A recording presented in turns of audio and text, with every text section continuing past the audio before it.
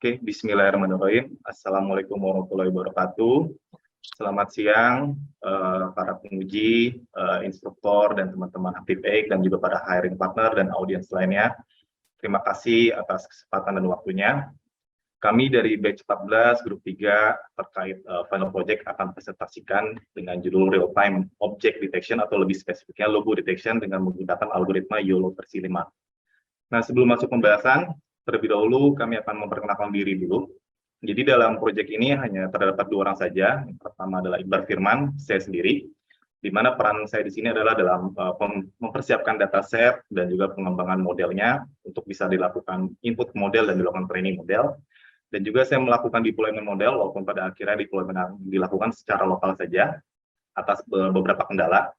Dan juga ada Mas Faisal Kenggo, di mana Mas Faisal Kenggo ini perannya dia menganalisis dataset yang kita gunakan untuk input model dan mengevaluasi hasil performa model kita. Oke. Dan berikutnya, apa yang melatar belakangi kita hingga akhirnya ke logo detection ini? Oke.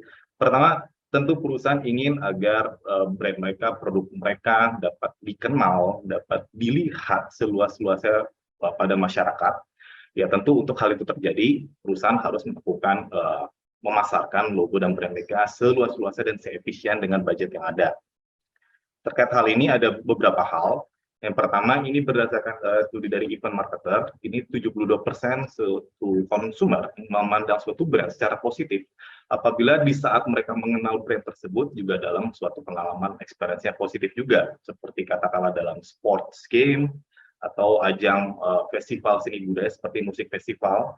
Katakanlah saya sedang menonton konser band favorit saya, misalkan Metallica, ya, di mana gitarisnya menggunakan brand ESP. Nah, di saat itu saya memandang brand tersebut suatu brand yang positif karena saya sedang berada di event yang positif buat saya, karena saya menonton konser band favorit saya. Ya. Lalu yang kedua, ini berdasarkan research di Harvard, ya. Jadi katanya 90% itu keputusan pembelian itu secara tanpa sadar. Mungkin kita pun juga tanpa sadar melakukan hal ini, seperti kita datang ke minimarket, tujuan kita beli air mineral saja, tapi mungkin melihat berbagai brand cemilan, kita juga tertarik tanpa perhitungan yang panjang, kita juga membeli. Ya, jadi tingkat visibilitas brand itu impact-nya cukup besar dalam keputusan pembelian. Ya, jadi semakin sering terlihat brand di masyarakat, entah itu dalam internet atau di lingkungan masyarakat, tentu akan meningkatkan daya beli dari konsumen terhadap produk tersebut. Lalu yang ketiga, ini fakta tentang Chevrolet itu rela membayar 71,4 juta dolar tiap tahun untuk meletakkan brand mereka di kaos Manchester United, ya.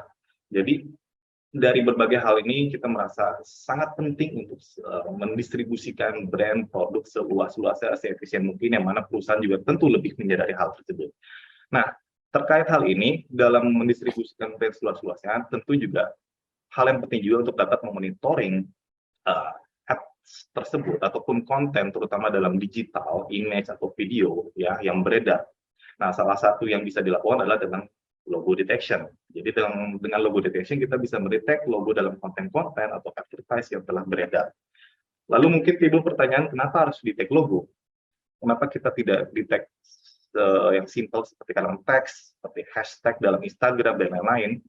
Ya, jadi mungkin ada beberapa konten dalam satu page, katakanlah image atau video, di mana mungkin di situ tidak mengandung suatu teks akan suatu brand. Seperti misalkan saya posting, saya main gitar, di mana saya menggunakan gitar merek X, tapi saya tidak mention sama sekali, saya tidak menggunakan hashtag sama sekali. Tapi dengan suatu model ini, kita bisa mendetek dalam image tersebut ada logo kita, ya.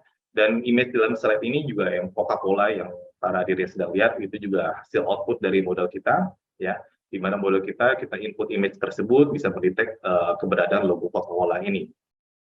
Dan selain itu, logo detection juga ada aplikasinya dengan ditambah beberapa fitur lainnya seperti digital privacy monitoring, ad monitoring platform, ya, copyright, trademark, dan juga sponsorship monitoring.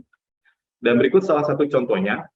Ini saya ambil dari apps yang sudah ada, dan ini juga yang menginfluence kita untuk melakukan logo detection dari Visua.com.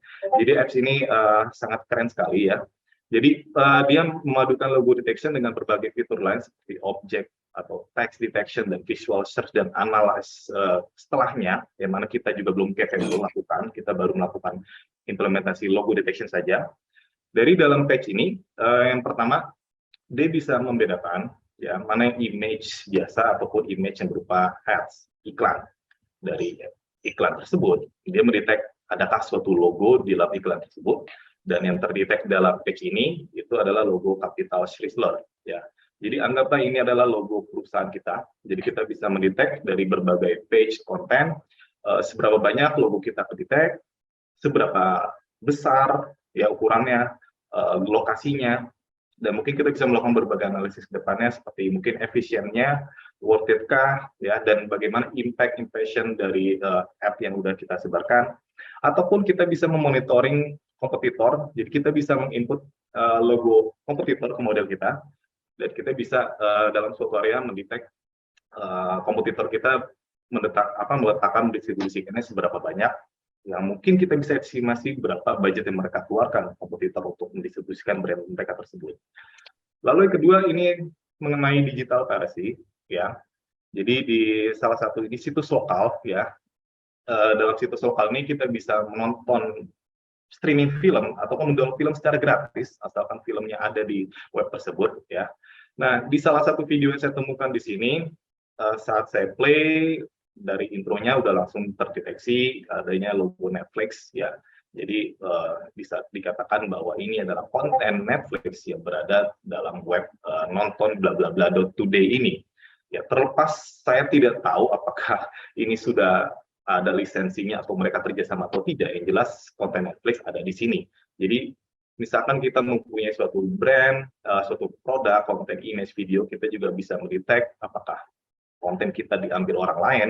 Dan juga di page ini itu tidak terkandung kata-kata teks Netflix-nya. Ya mungkin ini karena saya crop ya, tapi di sini tidak ada, di deskripsinya pun juga hanya tentang filmnya saja, tidak ada unsur-unsur Netflix-nya pun ya. Dan berikutnya, ini adalah timelapse pengerjaan proyek kita ya, kurang lebih selama 5 hari, dimulai dari pencarian ide, ya kita makan waktu 2 hari hanya untuk mencari apa yang akan mau kita kerjakan, sampai akhirnya kita memutuskan untuk mendeteksi objek. Lalu objek apa, keperluannya apa? Akhirnya kita putuskan logo dan kita mencari dataset terkait logo apa saja bisa kita temukan. Lalu kita coba train dan kita memutuskan akhirnya menggunakan YOLO V5 versi 5 walaupun ada versi yang lain. Dan di saat di training juga di tanggal 26 dan sekitarnya, kita juga menemukan beberapa kendala. Trainingnya cukup lama rupanya ya, karena di datasetnya objeknya cukup banyak, sekitar 4 jam, walaupun sebelumnya juga banyak error. Dan kita melakukan deployment dan juga melakukan demo video ya sampai pada akhirnya hari ini. Dan berikut ini adalah contoh output dari model kita. Jadi di sini saya ambil dari video dari YouTube. Ini adalah event dari Coca-Cola Taste the Feeling Festival, ya tentu banyak sekali logo Coca-Cola dalam video ini. Dan model kita cukup dapat banyak mendetek logo Coca-Cola dalam video ini. Ya, mungkin ada beberapa logo yang tidak terdetek dalam video ini, ya, tapi secara keseluruhan cukup banyak model kita berhasil mendetek logo ini. Dan video ini sengaja saya percepat untuk mempercepat durasi presentasi ya. Oke, kurang lebih seperti itulah. Di sini saya pause saja. Kita lanjut ke demo program ya.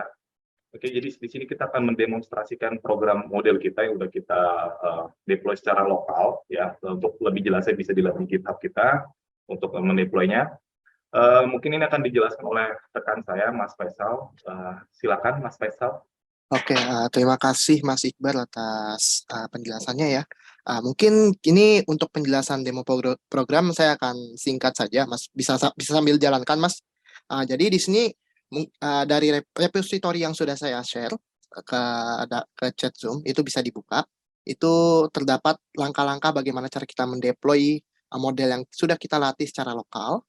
Nah, di sini ini adalah tampilan pada saat kita melakukan deployment secara lokal. Di sini kita bisa melakukan memberikan masuk inputan data berupa gambar, video, atau input URL. Nah, selain itu juga kita bisa masukkan upload berupa yang berasal dari webcam. Mungkin, nah ini seperti ini ya contohnya ya. Ini kalau contoh gambar, Mas mungkin bisa di next saja. Kita waktunya ini waktunya tidak terlalu banyak. Next. Nah ini contoh ya kalau dari video seperti itu. Mungkin tadi di contoh sebelumnya juga sudah diperlihatkan ya oleh Mas Iqbar. Ya, next. Oke, jadi saya akan jelaskan sedikit apa sih tantangan apa yang kita hadapi selama kita mengerjakan proyek ini.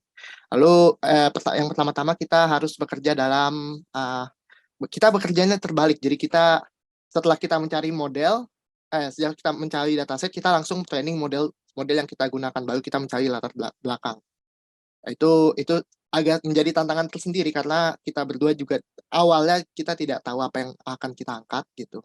Lalu tantangan yang kedua, kita pertama kali mengimplementasikan algoritma YOLO V5 ini.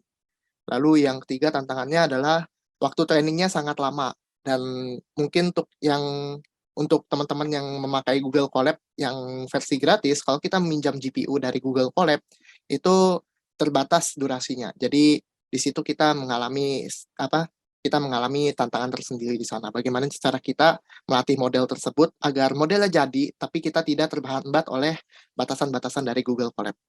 Nah, selanjutnya itu menjadi salah satu batasan juga ya dari batasan dari proyek ini.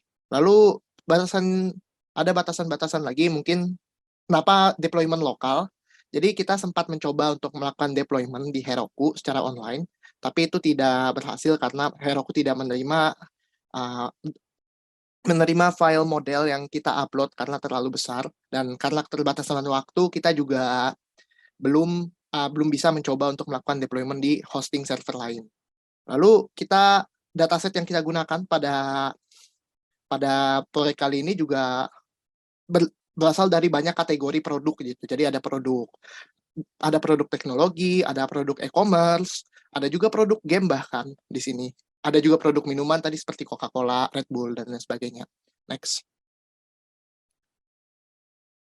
Lalu ada success story. Jadi di sini sukses story-nya kita di sini berhasil ya untuk melakukan pelatihan model algoritma YOLO V5 yang cukup lama durasinya, dan hasil yang dikeluarkan pun akhirnya hasilnya pun secara akurasi, presisi, dan recall itu sangat baik.